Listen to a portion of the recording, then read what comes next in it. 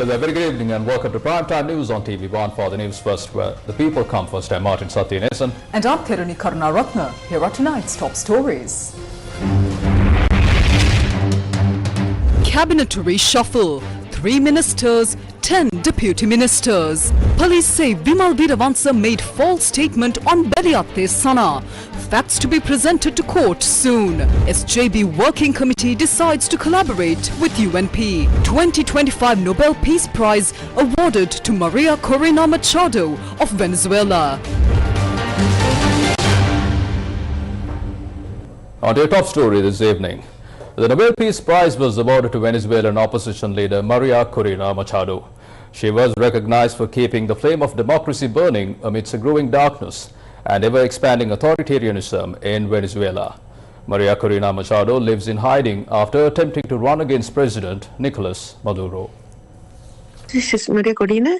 Yes, Maria Corina. I'm calling to inform you that in a few minutes it shall be announced here at the Nobel Institute that you will be awarded the Nobel Peace Prize for 2025. Oh my God. So warmest congratulations to you, Maria. Oh my God. Well, I have no words. Thank you so much. Maria Corina Machado won the Nobel Peace Prize 2025 for her relentless advocacy for democracy in Venezuela, beating US President Donald Trump's chances of securing the award.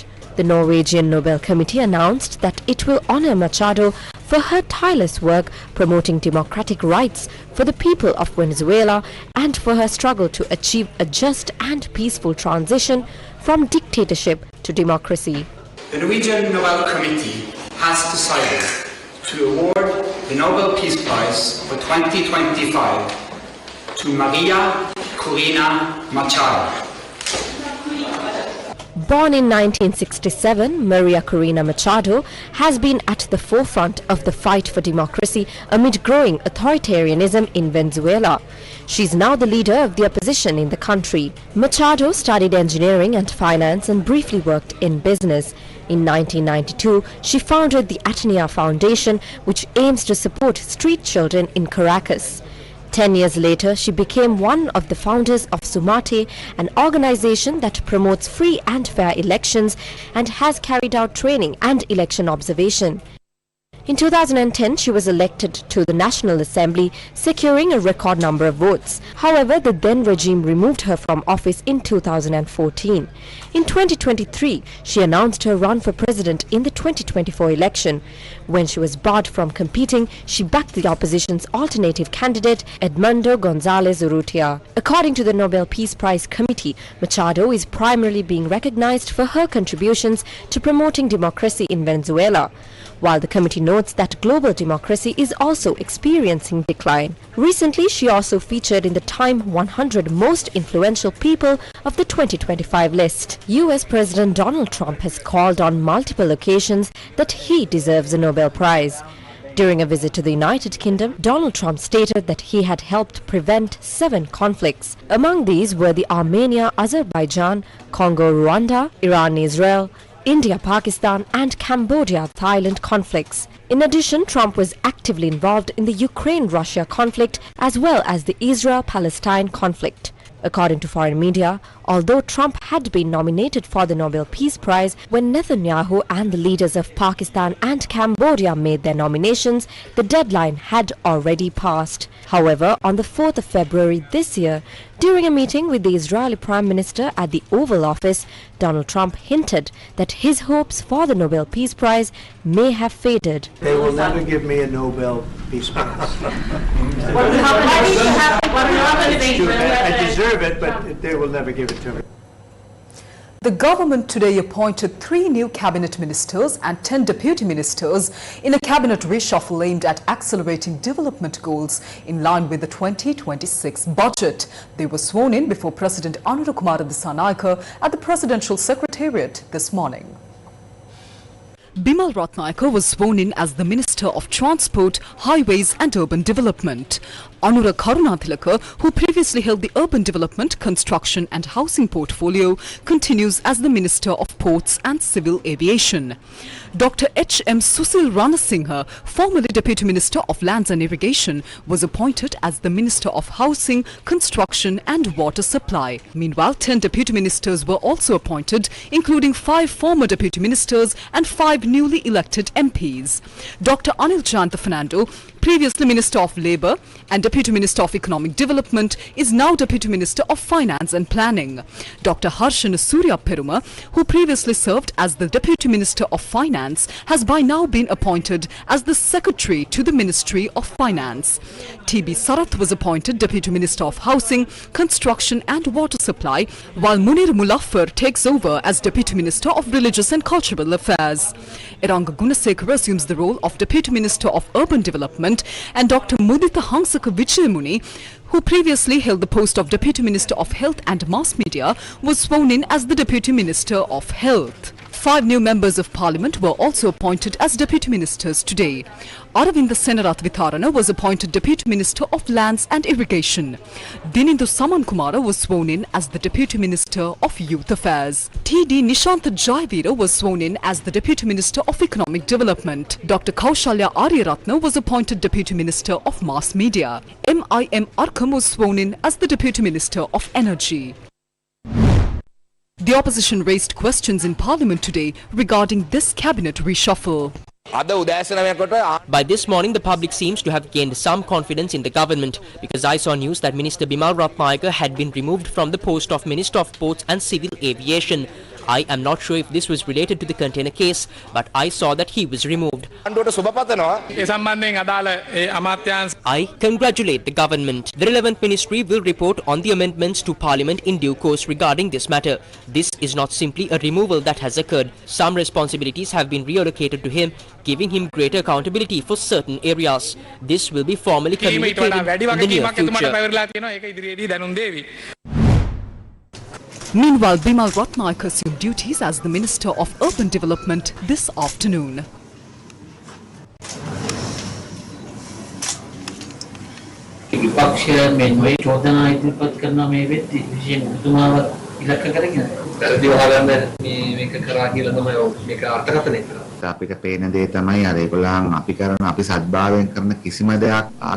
From what we can see, the opposition has no policy of appreciating anything we do in good faith or refraining from unfair criticism. In reality, it is a fossilized opposition that has long become irrelevant. So when it comes to me personally, I think I am the one they are targeting. After that, my concern is my party, my family, my parents, children and society. I don't expect any assurance from the opposition. If my party and the president have confidence in me, I believe there is no reason for me to be anxious. As for what the desperate groups in the opposition say, anyone can investigate freely, and if there are any mistakes, prove them. Newsfirst, main sponsor. A trusted place for your fixed deposits. Valuable FD, 10.25% for 15 months, 11% for 24 months. Valuable FD, the symbol of stability. The police today announced that a report will be submitted to the court against Vimal Veeravansa regarding the deliberate or purportedly false statement of information or facts. This is based on information revealed during the investigation concerning statements made by Veeravansa in the public domain, claiming that Veera Singh Sarath, also known as Biliyata Sana, who was arrested on drug charges, is an active member of the Janata Vimukti Peramuna. Regarding the statement, the Tangol Crimes Investigation Division summoned him yesterday and recorded his statement. What was the statement made by Bimal Veeravansa to the media on the 2nd of October? During the final rally of the recent local government elections, the president visited the house of a very close associate of the Janata Vimukti Peramuna, known for spending large sums of money and supporting the party in every way. Veera Singh Sarath, also known as Beliatte Sana or Puak Dandave Sana, who was taken into police custody today. He had already been previously taken into custody. You may recall that he was also detained when a large batch of ice was seized. However, due to pressure from certain factions within the Janata Vimukti Peramuna, the police released him. Now it has become clear that he was the one who brought all those drugs into the country via his boat, which was seized recently in Tangol Hambantota district. It is therefore evident that Veerasinghage Sarath, also known as Beliatte Sana or Puak Dandave Sana, is a prominent and close member of the Janata Vimukti Peramuna. Veerasinghage Puak Dandave Sana පැහැදිලිවම Janata Vimukti Peramuනේ ප්‍රබල සමාජිකෙක් හිතවතෙක්. What was the statement made by Bimal Veeravansa to the police on the 9th of October? Following his statements to the media on the previous day, the Tangol Crimes Investigation Division summoned Bimal Veeravansa and recorded a statement. The Police Media Division today released the key points of his statement, which included the following. Bimal Veeravansa stated that he has never seen Veerasinghage Sarath, also known as Beliatte Sana or Puak Dandave Sana. He has never been recognized as an active member of the Janata Vimukti Peramuna at any time. The transport of drugs and related seizures occurred under the state supervision and reflect the general prevailing circumstances and are not specifically connected to this incident. The ownership of the boat used to bring the drugs, allegedly linked to Veerasinghage Sarath, was based on information revealed by the media at the time. Bimal Veeravansa had also stated that during the recent local government elections, when the president visited the area, he had not gone to Veerasinghage Sarath's residence but to a hotel in the area for a meal. He had also stated that any delay in detention could have occurred due to state supervision and the related administrative processes. Based on this, the police stated that they will submit a report to the court regarding the deliberate or purportedly false statements of information or facts and take further legal action accordingly. The adjournment motion submitted by the opposition regarding parliamentary intervention to ensure the independence of the National Police Commission was taken up for debate this evening. The motion, considered to be an urgent public importance, was presented to Parliament by Sujiva Senasinghe, Member of Parliament from the Samagri Jana Balawegaya. On the 8th of October, more than 20 MPs stood in support of the motion. Today, at the conclusion of the evening debate, Sujiva Senasinghe had to present arguments on behalf of the opposition on his own. We propose that Parliament should immediately intervene to ensure the independence of the National Police Commission. The current government, whether knowingly or unknowingly, is conducting highly audacious politicization of these institutions. Do not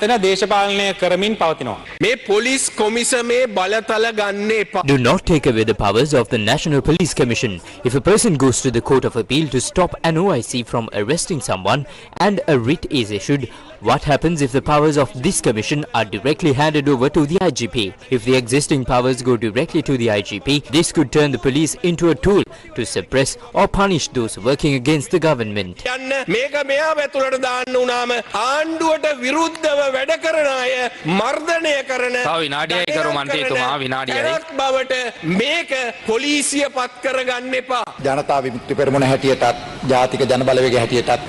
the Janata Vimukti Peramuna and the National People's Power see this as a political maneuver within Parliament for the Independent Commission and its powers. However, many who are speaking now had previously raised their hands in 2018 when the powers of independent commissions were being transferred to themselves, and now they come here to debate. Well,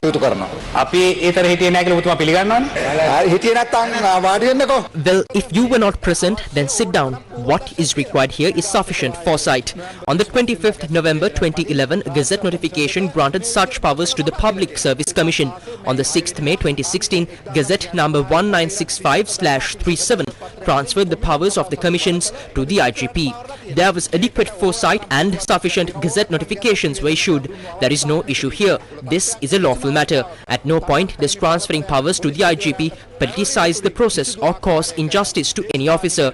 Transfers or posting related appeals can still be submitted to the National Police Commission. Police Commission Police Commission ඉඳගත්තා.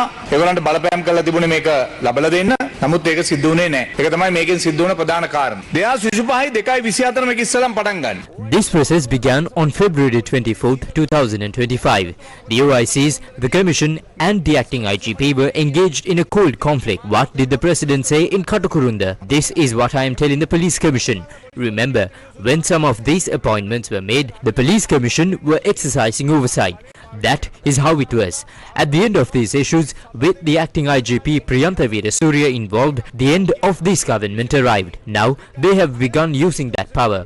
Currently, 34 officers have been transferred. I can tell you that there is nothing unusual about these transfers. The transfers are being conducted according to the Police Commission's recommendation dated February 10th, 2025, and the IGP will sign off on them on the 6th of February 2025.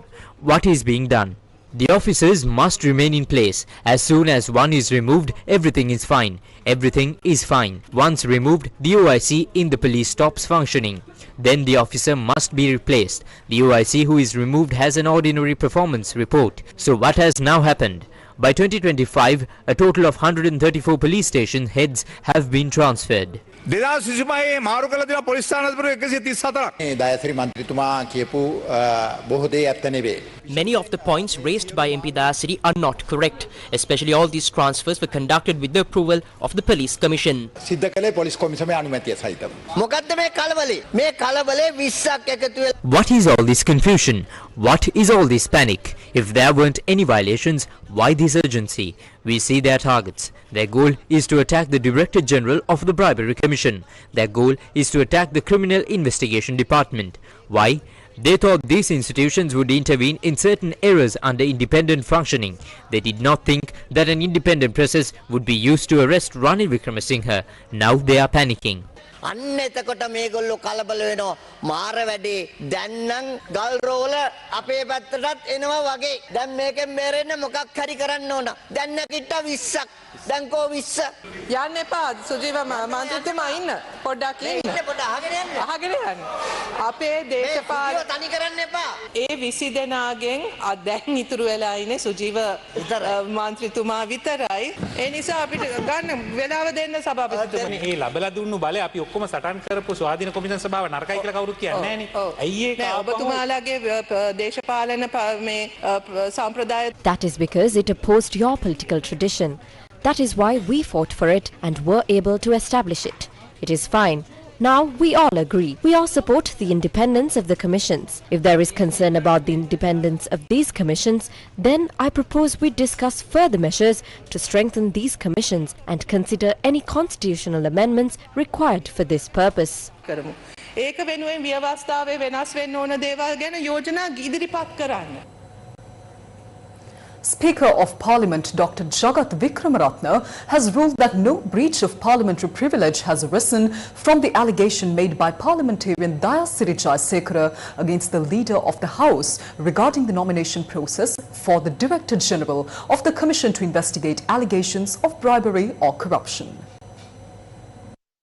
Members, I wish to deliver my ruling on the matter of privilege raised by Honorable Dayasiri Jayasekara, Member of Parliament, on 7th of October 2025, as the issue raised concerned the privilege of Parliament as a whole in terms of Standing Order 29(1) of Parliament. The Honourable Member alleged that the leader of the House had misled the Constitutional Council during the process of nominating a candidate to the post of Director General of Commission to the investigation allegations of bribery or corruption on the 24th of October 2024, thereby committing a breach of privilege under Section 4 of Schedule A to the Parliament Powers and Privileges Act. The member therefore requested that the matter to be referred to the Committee on Parliamentary Privileges for investigation. The Constitutional Council functions under the Constitution itself and not under the authority of Parliament or its standing orders. Therefore, any proceedings or decision of the Constitutional Council cannot be regarded as proceedings of Parliament or of a committee of a Parliament within the meaning of the Parliament Powers and Privilege Act. Accordingly, even if it is alleged that the Member of Parliament made an incorrect or misleading statement before the Constitutional Council, such conduct would not fall within the ambit of breach of parliamentary privilege as contemplated by Section 4 of Schedule A of said Act. The allegations made by the Honourable Member does not disclose any matters of breach of parliamentary privileges. Any grievances or challenges concerning the decisions of Constitutional Council must be pursued only through the constitutional remedy available under Article 121 of Constitution. Accordingly, I rule that no questions of privilege arise in this matter, and hence the issues raised by Honorable Dayasri Jayasekara MP will not refer to the Committee on Ethics and Privileges. Deputy Chairman of the Ceylon Electricity Board Technical Engineers and Officers Association, Nandan Uday Kumar, says that if the government does not respond within the given time, the union will take steps to intensify its trade union action. However, the chairman of the association says that there are attempts by certain individuals to disrupt the restructuring process of the Ceylon Electricity Board that is being carried out by the government. A group of Ceylon Electricity Board trade union members called on the Mahanayaka Theras of the Malwatu and Askari chapters in Kandy today. By now, some officials from certain trade unions support and expect favours or concessions from the government. Some unions are conducting internal discussions among themselves. However, we inform the government that no such discussions will be allowed to undermine or disrupt the trade union action of the Ceylon Electricity Board. It is unsuccessful. The trade unions representing over 20,000 employees of the Ceylon Electricity Board are still part of this movement. These unions will remain engaged in trade union actions until the struggle concludes. However, the chairman of Nandan Uday Kumar's association made the following statement yesterday. There are certain parties who aim to disrupt the restructuring process. If their influence can be addressed through discussions, we must intervene and engage. Otherwise, relying solely on trade union action to respond is not appropriate. Meanwhile, joining the Mamatha program on Sirasa TV last night, CEO of the Advocata Institute, Dhananath Fernando, shared his views on the restructuring of the Ceylon Electricity Board. Sri Lanka is already a country with one of the highest electricity bills in the region. So how can we carry out this work without reducing electricity bills and without restructuring? As I mentioned, it is a painful process. Some will have to take voluntary retirements and leave. Some institutions that have existed for decades will be newly restructured into 3 or 4 new organizations. These organizations will have to work efficiently and competitively. None of this is popular. That is very clear. Yet it is impossible to protect personal interests while also developing the country. This is not a situation where someone has gained extraordinary profit. According to the Committee on Public Enterprises report, if my memory is correct, the cumulative losses of the Electricity Board from 2008 to 2022 amounted to 524 billion rupees. To put that in perspective, if one person saved 10 rupees per day, it would take nearly 100 years to reach a billion. We are talking about losses in the hundreds of billions. That represents a huge burden on the national budget, trillions in fact. Yet, loans are taken to uncover these losses with interest payments being made. These losses spread further because when the Ceylon Electricity Board suffers losses, they try to produce oil through the Ceylon Petroleum Corporation and those loans are not repaid. Now, the Electricity Board suffers losses, the Ceylon Petroleum Corporation suffers losses and Sri Lankan Airlines also suffers because fuel is sold at prices not found anywhere else in the world. Therefore, Sri Lankan Airlines cannot operate efficiently. The government decides that they should take only a portion of the revenue, leaving the airline to buy fuel at exorbitant prices. No airline can operate under such conditions. As a result, Sri Lankan Airlines suffers, the Ceylon Electricity Board suffers, and the Ceylon Petroleum Corporation suffers. When these 3 institutions incur losses, where can the burden go? Only the 2 state-owned banks. The funds come from the ordinary people's deposits, including EPF contributions. These 2 banks are now in difficulty. To stabilize them slightly, 450 billion rupees was allocated in the 2023 budget. The current situation is clear. No matter how much electricity is generated, our system is unstable. The generated electricity must be absorbed, which is why short circuits occur. No matter how much electricity is generated, the grid needs to be upgraded. To upgrade the grid, investment is required, but the government has no funds. Even the World Bank noted that most government expenditure is used to pay interest on existing loans, legal cases and pensions, leaving very little for new investments. How then can education, health and other essential services be managed? Investment is necessary and this situation cannot be delayed any further. The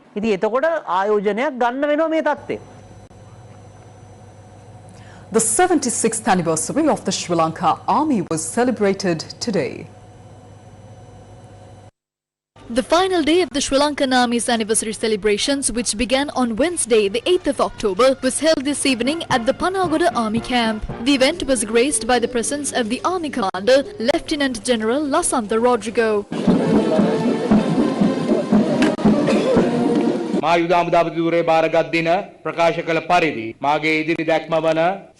As I stated in my vision when I assumed office as Army Commander, the necessary foundations have already been prepared and implemented to build an army capable of successfully and reliably facing future challenges while clearly identifying the values and competencies of all ranks. Accordingly, the actions required to achieve that vision must be carried out, guided by the principles of patriotism, discipline, reliability, honesty, respect, knowledge, courage, heroism and unity. I draw your attention to the fact that we must all fearlessly shoulder the heavy responsibility of fulfilling the role of the Sri Lanka Army without pause. In line with this, we must support state policies implemented by the government which define the obligations of the Sri Lankan Army to our nation. We must also bear in mind that it is the responsibility of each of us to perform our duties with excellence in order to sustain the success that the Sri Lanka Army has achieved today.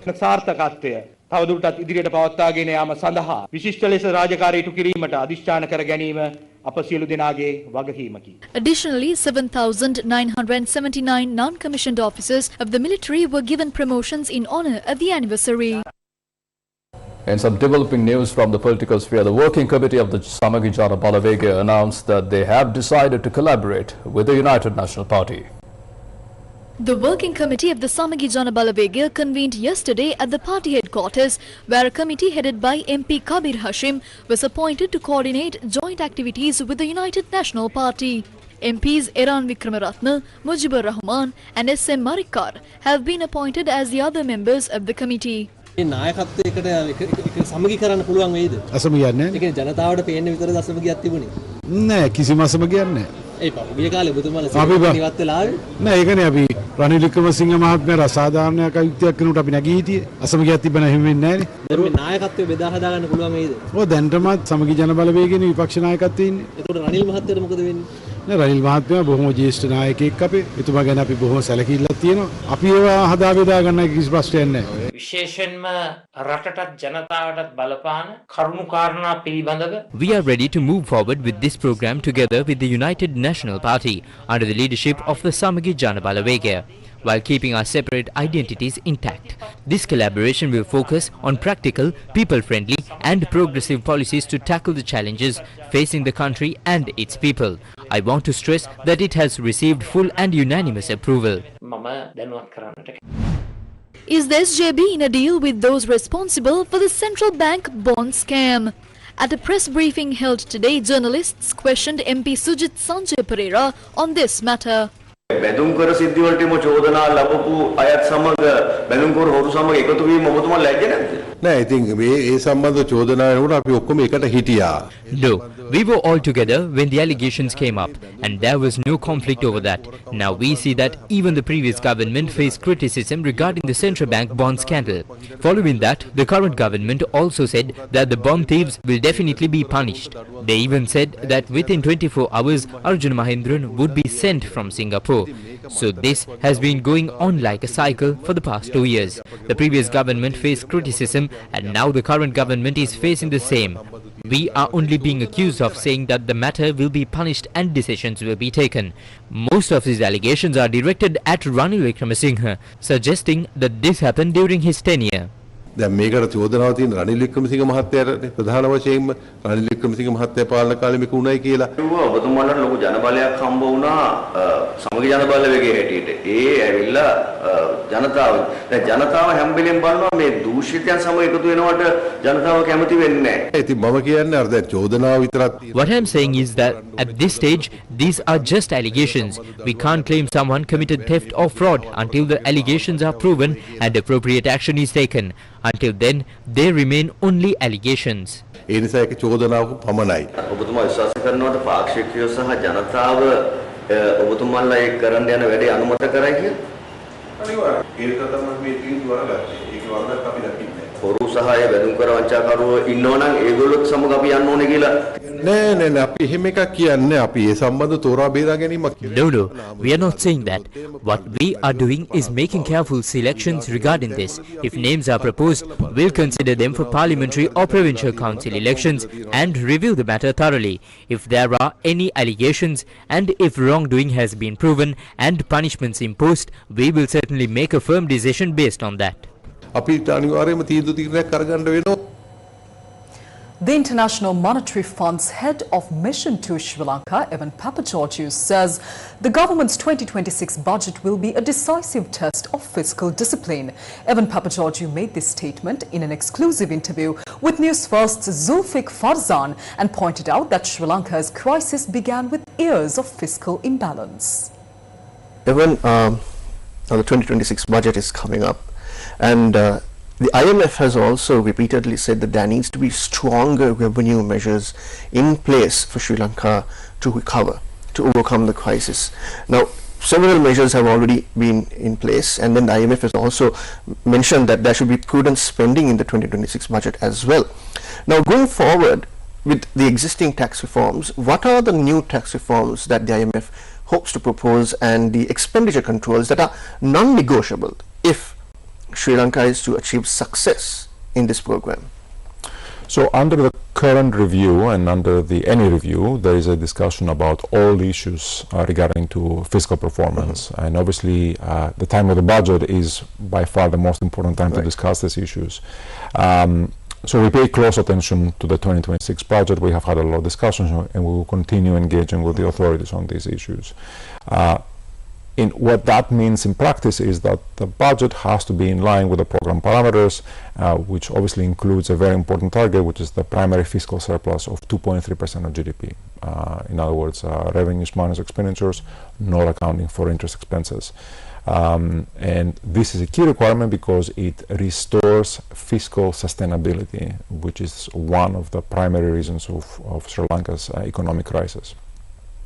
Now, on the revenue side, we will assess progress in mobilizing revenue through various avenues, not least the motor vehicle import taxes, as you have also seen for the big uptake in this year's performance, personal income tax, corporate income tax, VAT collection and other fees, as well as non-tax revenue. On the spending side, we expect primary spending in 2026 to be consistent, obviously, with the authorities' 13% of GDP PFM Act ceiling on primary spending, which is by definition in line with program parameters. There, of course, that one number is important, 13% is important, but what goes underneath that 13% is also just as important. In other words, we have spent a lot of time and will continue discussing with the authorities on the quality of those programs. So we look forward to seeing a strong implementation, particularly with respect to the capital expenditure programs, which have been underperforming in recent years as the investment, the public investment portfolio tries to find its way of materializing properly. Thank you, Evan. And in quick words, what is your message to the people of Sri Lanka? The people of Sri Lanka have gone through a lot from the bottom of the economic crisis post-COVID, but also before that. My team and I had the chance to recently meet with some smallhold farmers in the middle of the country, in Central Province, the central government. Of course, we always meet all relevant stakeholders, including the administration here in Colombo. But for me, getting out of Colombo, seeing regular folks, it resonated me on many levels. My message to Sri Lankans is that they have done they have had a lot of sacrifices, but they have also seen a lot of progress. It takes a little while for all these measures to trickle down to everybody, but they will. They have a way of, economic growth will benefit everyone. But we understand that there is time needed.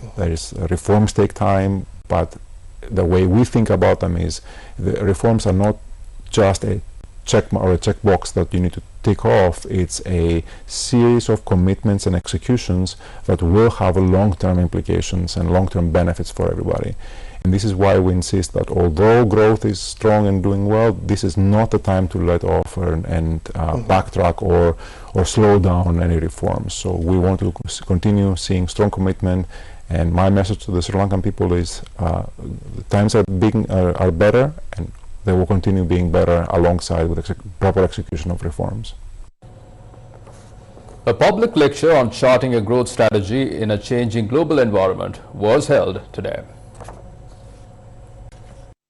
As part of the 75th anniversary celebrations of the Central Bank of Sri Lanka, Dr. Montek Singh Aluwalia, a distinguished Indian economist and former Deputy Chairman of the Planning Commission of India, delivered a public lecture titled Charting a Growth Strategy in a Changing Global Environment. Sri Lanka is in that stage right now where you've done the stabilization and you've done well. I mean, growth has come back to positive, the current account balance is suddenly positive. Fiscal deficits come down quite a bit, the IMF is happy. But you know, stabilizing the economy is one thing. Real objective needs to be, how do you get back to some kind of sustainable and equitable growth process? And that's really what lies ahead. And that requires many, many things. But I have to mention that Sri Lanka faces exceptionally difficult circumstances because we all face difficult circumstances. Now, regrettably, Sri Lanka doesn't just have to fix itself. Sri Lanka also has to face a world which is much, much more difficult than it ever has been in the past for all of us. The three critical things that I think make life difficult, not just for Sri Lanka, but for everybody, are the following. Number one, there seems to be a policy turnaround in the global economy, where the earlier commitment by the leading economies to maintain an open world trading system with no resort to protectionism, that has clearly weakened. And that change, sometimes called geopolitics, sometimes can be called geoeconomics, that makes for a different kind of world. There are two other things that are independent of that, and they are not based on any policy actions taken by governments. So in that sense, they are exogenous to the world of policy making. Those are, number one is climate change, and number two is the pace and nature of technological change that we are facing. The second issue that we need to look at is climate change.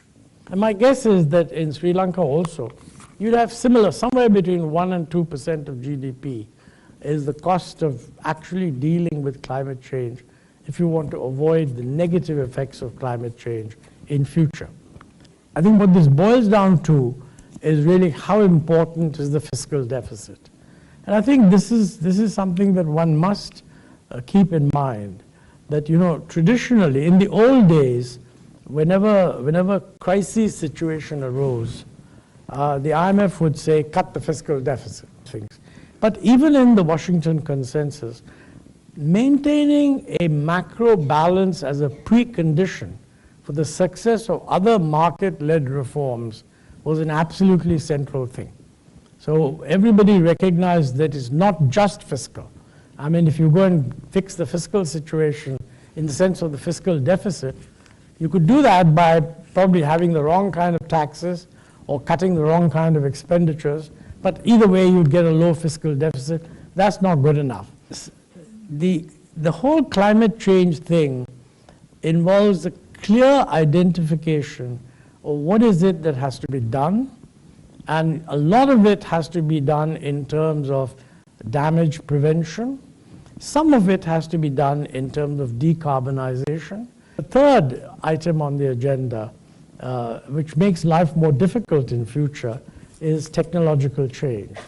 So these are three, if you like, problems that Sri Lanka faces. One, the policy-induced one, is the global structure changing too much? On climate change, I think really it is important to get going on the search for renewable energy. And on the technology front, I think what we need is a serious effort at pushing the injection of AI where it can raise productivity. And having said that, let me add that associated with that is the very serious danger of cyber fraud. Dr. Ahluwalia is widely recognized for his instrumental role in shaping India's economic reforms and development strategies from the early 1980s onwards, which have had a lasting impact on the country's growth trajectory. The Undergraduate Research Symposium on Humanities and Social Sciences, organized by the Faculty of Arts, University of Colombo, was held in Colombo today. The Undergraduate Research Symposium on Humanities and Social Sciences, organized by the Faculty of Arts, University of Colombo, was held in Colombo today. This year's symposium brought together young scholars to showcase their research, exchange knowledge, and engage in meaningful academic dialogue. Dr. Chatra De Silva, Senior Lecturer, Department of Town and Country Planning, Faculty of Architecture at the University of Moratuwa, delivered the keynote speech for the event. Research begins with questions, not with answers. It begins with questions. Sometimes a very silly question, and it means Guest of honor for the event, Professor Indika Karunatilaka, Vice Chancellor at the University of Colombo, shared his views on research. Now we have taken at the university level, we have taken steps to move towards integrated research. Nowadays, no individual person or a department can do research. Now research is collaborative research, multidisciplinary research.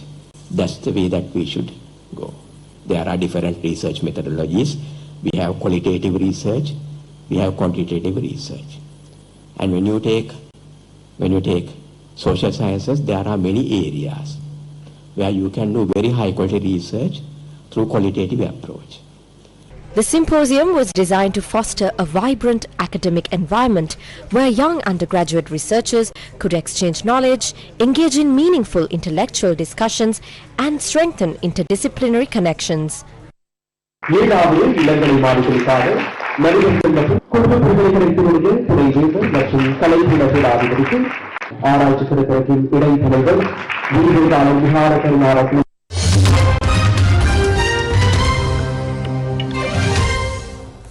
Shifting your attention to international news, a 7.4 magnitude earthquake struck off the southern coast of Philippines, prompting tsunami warnings from Philippine and Indonesian authorities. Residents in coastal towns in central and southern Philippines were asked to evacuate as authorities warned of waves over a meter above normal tide levels. At least 7 was killed in the earthquake on Friday morning, which also led to power cuts and classes being suspended in parts of the country. Hey! Sabi ko suga! Hey! Woo! La! Woo! Grabe linaw! The earthquake that struck Philippines and Indonesia today at 7:13 Sri Lankan time was recorded a magnitude of 7.4 at a depth of 23 kilometers and caused authorities to issue tsunami warnings in several areas, including the Philippines' southern Mindanao region and Indonesia's North Sulawesi. Though 2 hours later, the U.S. Pacific Tsunami Warning Center lifted its tsunami alert. It was previously warned that the tsunami waves might reach up to 3 millimeters above normal levels along some Philippine coasts. However, Indonesian authorities have recorded minor tsunamis ranging from 3.5 centimeters to 17 centimeters in North Sulawesi. In response, the authorities have urged the people to remain calm. Footage on local media show overhead network cables swaying as vehicles come to a standstill the moment the 7.5 magnitude quake struck.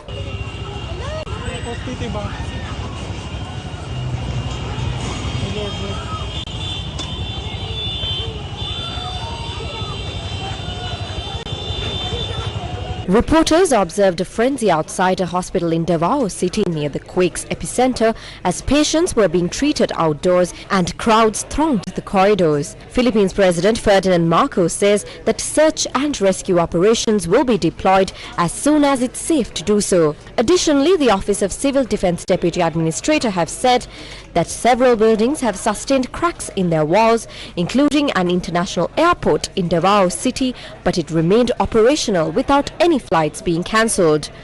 The United Nations resident coordinator in the Philippines said the UN agencies are prepared to help if the Philippines government needs it. He said the UN team in the Philippines were assessing the situation and would coordinate the relevant government agencies.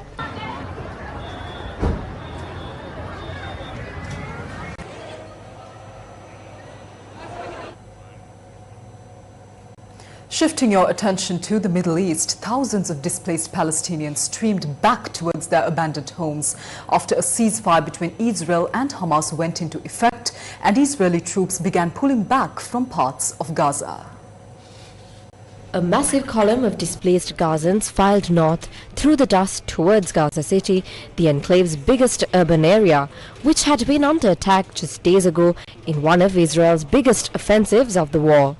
Israeli hostages held there are to be freed within 72 hours after that in return for hundreds of Palestinian prisoners held in Israel.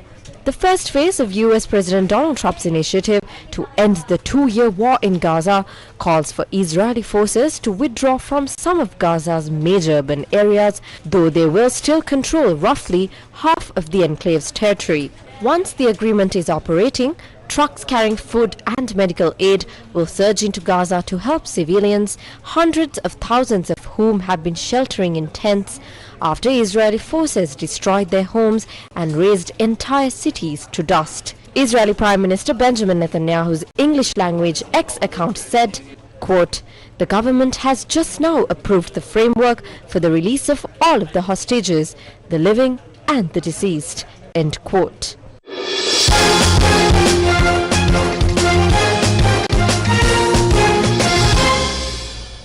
Finally, in your sports news, the 2025 Women's Cricket World Cup match between New Zealand and Bangladesh concluded just a while ago in Guwahati, India. Chasing a target of 228 runs, Bangladesh were bowled out for 127 runs at the end of 39.5 overs. New Zealand won the game by 100 runs. Against Pakistan, one slip. Having won the toss, the New Zealand team chose to bat first. New Zealand's innings began with Susie Bates and Georgia Plimmer opening the batting. Their first wicket fell when the team's score was 4 runs. Susie Bates was dismissed for 29 runs. New Zealand lost 3 wickets in total when the team had scored just 38 runs. Captain Sophie Devine and Brooke Halliday built a partnership of 112 runs for the 4th wicket, with Brooke Halliday scoring 69 runs and recording her 7th ODI half-century. New Zealand captain Sophie Devine also recorded her 18th ODI half-century in this match. At the end of the first innings, New Zealand scored 227 runs for the loss of 9 wickets. All matches are being broadcast live on TV1, the official local broadcasting rights holder of the 2025 ICC Women's Cricket World Cup, and streamed online via www.sirasatv.lk.